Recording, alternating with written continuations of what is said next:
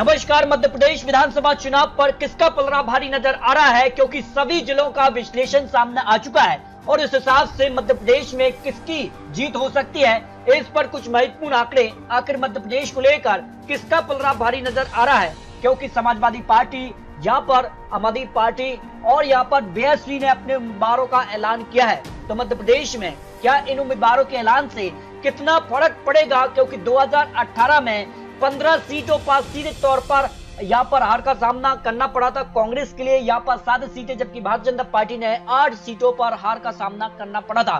तो ऐसे में इस बार कितनी सीटों पर कहां उम्मीदवार उतरे हैं। कांग्रेस ने 230, भारतीय जनता पार्टी ने भी सभी 230 सीटों पर अपने उम्मीदवारों का ऐलान किया है। आम आदमी पार्टी ने 69, समाजवादी पार्टी ने 45, जेडीयू ने 5 और यहाँ पर मायावती जी की पार्टी ने भी अपने उम्मीदवार का ऐलान किया है। तो ऐसे में क्या कुछ आंकड़ा नए आंकड़ों के हिसाब से मध्य प्रदेश में किसका पलड़ा भारी नजर आ रहा है, क्योंकि कई सीटों पर समाजवादी पार्टी बस पर सीधा असर डालती है, जिसमें ग्वालियर रीजन भी काफी महत्वपूर्ण हो जाता है। इसके अलावा आम आदमी पार्टी ने सिंगरौली में भी बड़ी जनसभा की है और सिंगरौली में यहाँ पर निकाय चुनाव में भी बड़ी जीत यहाँ पर आम आदमी पार्टी को मिली थी। तो इसके बाद कितना असर और किन सीटों पर बदलाव देखने को मिलेगा, जनता तैयार है आखिर मध्य प्रदेश में इस बार किसकी सरकार, क्योंकि 17 नवंबर को वोटिंग और 3 दिसंबर को नतीजे सामने आएंगे। तो इस बार किसकी सरकार, क्योंकि इस बार बड़े बड़े दिग्गज नेता यहाँ चुनावी मैदान में उतरे हैं, जिनमें भारतीय जनता पार्टी ने यहाँ पर सांसद, मंत्री और यहाँ पर बड़े नेताओं को चुनावी मैदान में उतारा है और केंद्रीय नेतृत्व को यहाँ पर चुनावी प्रचार में उतारा। स्वयं प्रधानमंत्री मोदी जी, अमित शाह, जेपी नड्डा, यहाँ पर बात की जाए तो केंद्रीय मंत्री भी यहाँ पर चुनावी मैदान में है। तो मध्य प्रदेश में क्या कांग्रेस की वापसी या फिर खिलने जा रहा है कमल, इस पर जनता का मन क्या है, इस पर महत्वपूर्ण ओपिनियन पोल के आंकड़े सामने आ रहे हैं। उम्मीदवार का ऐलान हो चुका है, उसके बाद क्या कुछ आंकड़ा मध्य प्रदेश को लेकर आ रहा है, क्योंकि 2018 में बड़ा उलटफेर देखने को मिला था। तो मध्य प्रदेश को लेकर सीहोरपुर से 2 सीटें आती हैं। दोनों सीटों के अगर आंकड़ों में बात की जाए तो एक सीट पर यहाँ पर कांग्रेस और एक सीट पर भारतीय जनता पार्टी को यहाँ पर जीत मिल सकती है, जो अनुमान सीहोरपुर को लेकर लगाया जा रहा है। जबकि अगर बात की जाए तो यहाँ पर मुरैना काफी महत्वपूर्ण हो जाता है, क्योंकि इस खास से कांग्रेस ने 2018 में एक बड़ी जीत यहाँ पर हासिल की थी और इस बार ओपिनियन पोल के हिसाब से यहाँ पर मुरैना में यहाँ पर कांग्रेस को 4 सीटें, भारतीय जनता पार्टी को 1 सीट और 1 सीट अन्य की पाली में जा सकती है। 2018 में मुरैना में सभी सीटों पर कांग्रेस ने जीत हासिल की, लेकिन इस बार कांग्रेस को यहाँ पर 1 से 2 सीटों का नुकसान देखने को मिल सकता है। भिंड की 5 सीटों की अगर बात की जाए तो कांग्रेस को 3 सीटें मिल सकती हैं और यहाँ पर भारतीय जनता पार्टी को 1 सीट पर और 1 सीट अन्य के पक्ष में, क्योंकि जिस खास उम्मीदवारों का ऐलान हुआ है अन्य और कई विधायक ऐसे भी रहे जिनके टिकट भी कटे हैं और टिकट न मिलने से नाराज है और निर्दलीय भी चुनावी मैदान में है। इस कारण से यहाँ पर अन्य का भी पलड़ा इस सीट पर भारी नजर आ रहा है। जबकि ग्वालियर से 6 विधानसभा सीटें आती हैं। 2018 में भारतीय जनता पार्टी को केवल 1 सीट मिली थी, कांग्रेस ने 5 सीटों पर जीत हासिल की थी। तो ग्वालियर में सीधे तौर पर कांटे की टक्कर है, लेकिन कांग्रेस का यहाँ पर पलड़ा भारी हो सकता है। दतिया की 3 सीटों की अगर बात की जाए तो कांग्रेस को 2 सीटें और 1 सीट पर भारतीय जनता पार्टी का पलड़ा भारी नजर आ रहा है और 2018 में दतिया में 1 सीट बीजेपी और 2 सीटों पर कांग्रेस ने जीत हासिल की थी। शिवपुरी की 5 विधानसभा सीटों में से 3 सीटों पर कांग्रेस और 2 सीटों पर भारतीय जनता पार्टी का यहाँ पर पलड़ा भारी नजर आ रहा है। गुना की 4 विधानसभा सीटों की बात की जाए तो भारतीय जनता पार्टी और कांग्रेस के बीच इस बार कड़ी टक्कर देखने को मिल रही है, क्योंकि ज्योतिरादित्य सिंधिया अब भारतीय जनता पार्टी में आ चुके हैं और सीधे तौर पर अगर बात की जाए तो ज्योतिरादित्य सिंधिया गुना से चुनाव लड़ सकते थे, इस प्रकार की अटकलें थी, लेकिन बाद में यहाँ पर पन्ना लाल सागर को भारतीय जनता पार्टी ने अपना उम्मीदवार बनाया है। लेकिन सीधे तौर पर अब ज्योतिरादित्य सिंधिया के आने से यहाँ पर कांटे की टक्कर देखने को मिल सकती है। अशोकनगर की 3 सीटों में से 2 सीटों पर कांग्रेस तो 1 सीट पर भारतीय जनता पार्टी का पलड़ा भारी नजर आ रहा है। सागर की 8 विधानसभा सीटों में से कांग्रेस 3 सीटों पर, जबकि भारतीय जनता पार्टी का पलड़ा 5 सीटों पर भारी नजर आ रहा है। आने के पक्ष में 0 सीट जा सकते हैं। सीधे तौर पर यहाँ पर टक्कर है, लेकिन भारतीय जनता पार्टी का पलड़ा भारी नजर आ रहा है, क्योंकि बड़े नेता अब भारतीय जनता पार्टी में आ चुके कांग्रेस से, जिनमें अगर बात की जाए तो गोविंद सिंह राजपूत और अगर बात किया भूपेंद्र सिंह मंत्री, जो कि भारतीय जनता पार्टी के बड़े गद्दावर नेता है। इसके अलावा यहाँ पर सीधे तौर पर 3 मंत्री यहाँ पर भारतीय जनता पार्टी के सागर से आते हैं। टीकमगढ़ की 4 सीटों में से 3 सीटों पर कांग्रेस तो 1 सीट पर भारतीय जनता पार्टी का पलड़ा यहाँ पर भारी हो सकता है, जो अनुमान दिखाई दे रहा है। निवाड़ी की 1 सीट पर सीधे तौर पर भारतीय जनता पार्टी को जीत मिल सकती है, जो अनुमान है। जबकि छतरपुर की 6 सीटों में से 3 सीटों पर कांग्रेस तो 3 सीटों पर भारतीय जनता पार्टी और 1 सीट पर अन्य भी कड़ी टक्कर दे सकती है। 3 सीटों की बराबर हो सकती है, लेकिन अगर कहीं किसी पार्टी को यहाँ पर झटका लगता है तो सीधे तौर पर अन्य भी यहाँ पर इस सीट का फायदा उठा सकता है, जो अनुमान दिखाई दे रहा है। 2000 अगर बात की जाए 18 में यहाँ पर छतरपुर की, तो यहाँ पर एक सीट पर भारतीय जनता पार्टी और 4 सीटों पर कांग्रेस ने जीत हासिल की थी। एक सीट समाजवादी पार्टी के पक्ष में रही थी। तो सीधे तौर पर समाजवादी पार्टी इस बार भी चुनावी मैदान में है, तो यहाँ पर कांटे की टक्कर देखने को मिल सकती है। दमोह की 4 सीटों में अगर बात की जाए तो एक सीट कांग्रेस, तो 3 सीटों पर भारतीय जनता पार्टी को यहाँ पर जीत मिल सकती है। 2018 की अगर बात की जाए तो 2 सीटों पर भारतीय जनता पार्टी ने जीत हासिल की थी और एक सीट यहाँ पर कांग्रेस और एक सीट बीएसपी ने जीत हासिल की थी। लेकिन इस बार भारतीय जनता पार्टी को यहाँ पर 2 सीटों का फायदा दमोह के अंदर मिल सकता है। पन्ना की 3 सीटों की अगर बात की जाए तो एक सीट पर कांग्रेस, तो 2 सीटों पर भारतीय जनता पार्टी का यहाँ पर पलड़ा भारी हो सकता है, जो अनुमान दिखाई दे रहा है। सतना की 7 सीटें निर्णायक हैं और अगर बात की जाए तो 2 सीटों पर कांग्रेस, तो 5 सीटों पर भारतीय जनता पार्टी का यहाँ पर पलड़ा भारी नजर आ रहा है, जो अनुमान दिखाई दे रहा है। अगर बात की जाए 2018 में तो 5 सीटें भारतीय जनता पार्टी और 2 सीटों पर कांग्रेस ने जीत हासिल की थी।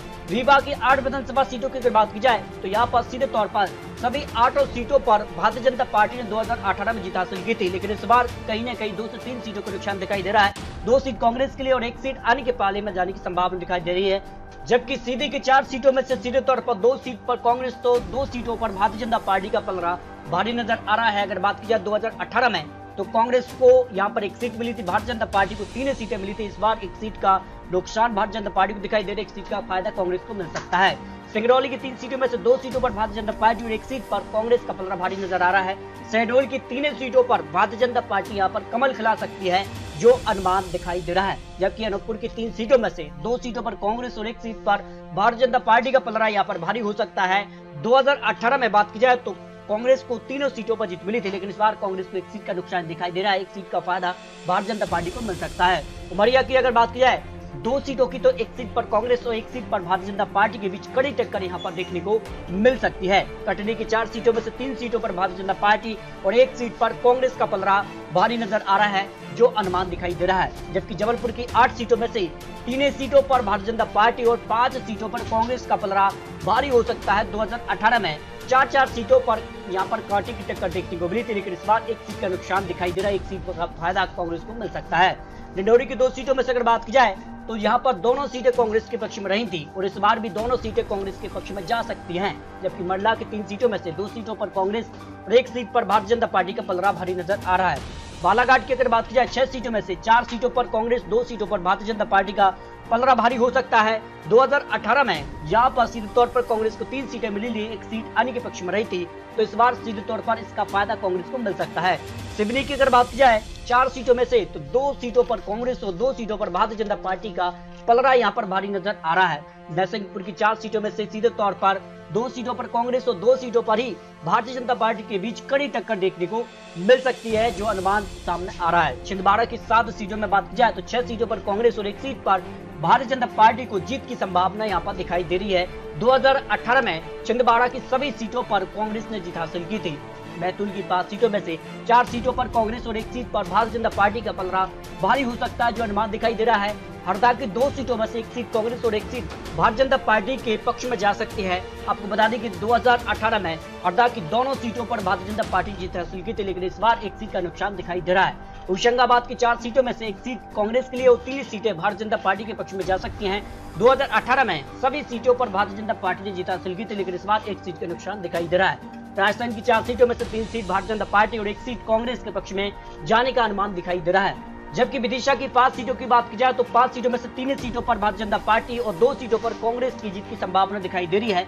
2018 में जहां पर भारतीय जनता पार्टी ने 4 सीटें हासिल की थी और कांग्रेस को एक सीट मिली थी, लेकिन इस बार एक सीट का फायदा कांग्रेस को मिल सकता है। भोपाल की 7 सीटों में से अगर बात की जाए 4 सीटों पर भारतीय जनता पार्टी, 3 सीटों पर कांग्रेस का पलड़ा जहां पर भारी नजर आ रहा है। 2018 में 4 सीट भारतीय जनता पार्टी और 3 सीटों पर कांग्रेस ने जीत हासिल की थी। सीहोर की 4 सीटों की बात की जाए तो 3 सीटों पर भारतीय जनता पार्टी और एक सीट पर कांग्रेस को जीत की संभावना हो सकती है। अगर मालवा की 2 सीटों में से एक सीट कांग्रेस और एक सीट भारतीय जनता पार्टी के बीच कांटे की टक्कर यहाँ पर देखने को मिल सकती है।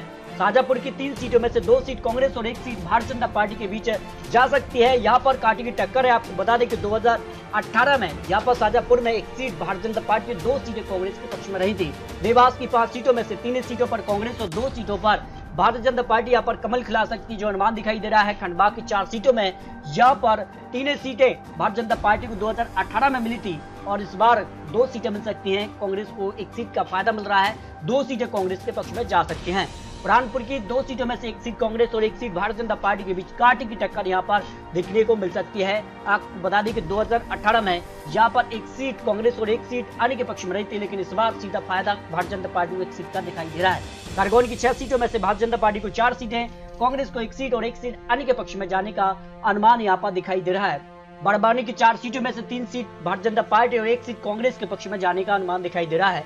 अलीराजपुर की 2 सीटों में से दोनों सीटों पर कांग्रेस को जीत की संभावना हो सकती है, जबकि झाबुआ की 3 सीटों में से तीनों सीटों पर कांग्रेस का पलड़ा भारी नजर आ रहा है। 2018 में यहाँ पर 2 सीट कांग्रेस और एक सीट भारतीय जनता पार्टी के पक्ष में रही थी, लेकिन इस बार एक सीट का नुकसान दिखाई दे रहा है। सीधे तौर पर एक सीट का फायदा कांग्रेस को मिल सकता है। धार की 7 सीटों में अगर बात की जाए तो कांग्रेस को 6 विधानसभा सीटें, जबकि भारतीय जनता पार्टी को 1 विधानसभा सीट पर जीत की संभावना यहाँ दिखाई दे रही है। और अगर बात की जाए इंदौर की 9 विधानसभा सीटें निर्णायक है और यहाँ पर 3 सीटों पर कांग्रेस, जबकि भारतीय जनता पार्टी का 6 सीटों पर पलड़ा भारी नजर आ रहा है।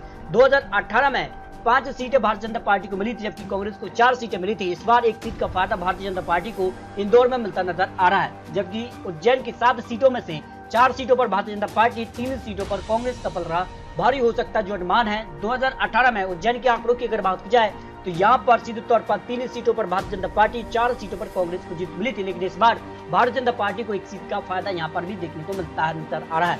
रतलाम की 5 सीटों में से 2 सीटों पर भारतीय जनता पार्टी, 3 सीटों पर कांग्रेस को जीत की संभावना हो सकती है, जबकि राजगढ़ की 5 सीटों में से 2 सीट कांग्रेस और 3 सीटों पर भारतीय जनता पार्टी कमल खिला सकती है। मंदसौर की 4 सीटों में अगर बात की जाए तो 2 सीट पर कांग्रेस और 2 सीटों पर ही भारतीय जनता पार्टी को जीत मिल सकती है।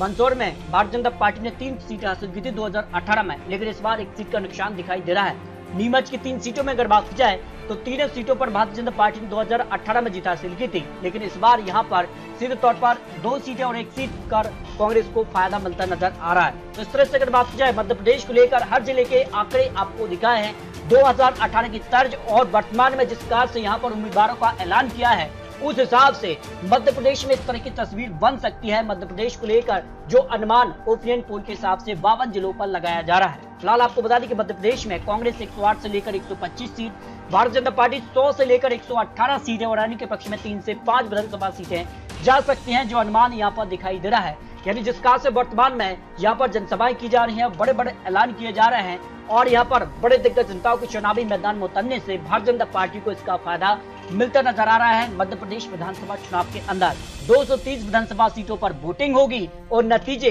3 दिसंबर को सामने आ जाएंगे। तो मध्य प्रदेश को लेकर अभी भी समय है और जिस कारण से बड़े बड़े ऐलान और बड़े बड़े जनसभाएं भी, रोड शो देखने को मिल रहे हैं। उसके बाद जनता किसके पक्ष में जाएगी ये जनता ही तय करेगी। तो दोस्तों आपको क्या लगता है, रखिए। मिलते दोस्तों और लेटेस्ट और महत्वपूर्ण विश्लेषण के साथ, तब तक ले जय हिंद, जय भारत।